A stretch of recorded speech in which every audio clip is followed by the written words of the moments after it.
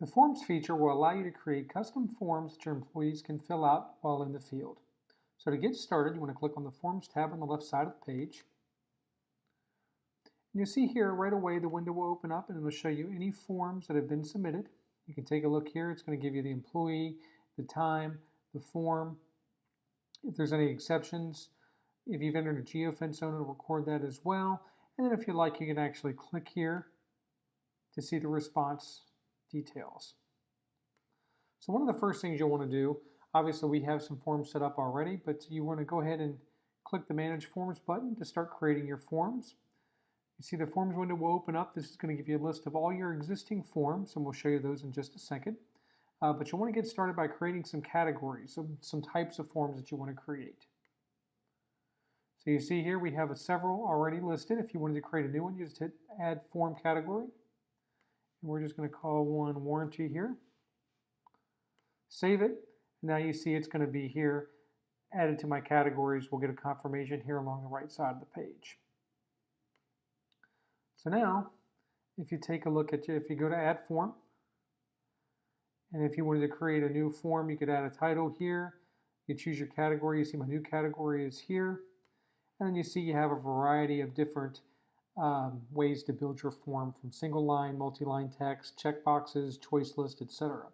So I'm going to show you some forms that we've already created. So we're going to take a look here at the absence request form.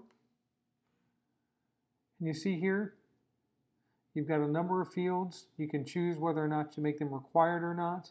You can change the order by using the directional arrows, or you can delete a line item just by clicking the minus sign. So you see here, we've got a variety of different options here that they can fill out. And then once you're done updating your form, you hit Update to save any changes you might make. So then say, for instance, you go to Incident Report. You want to take a look at that.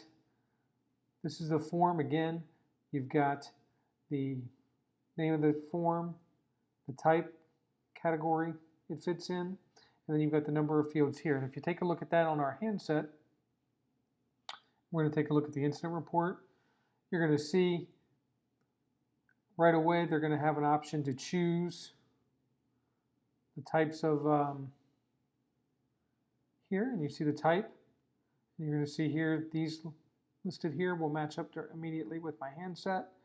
You're going to see the incident date and time will be here, and then any detailed notes will match my form. So everything I've built here in the manager's desktop, my users can access on their device, submit the form in near real time. You get the results on your end.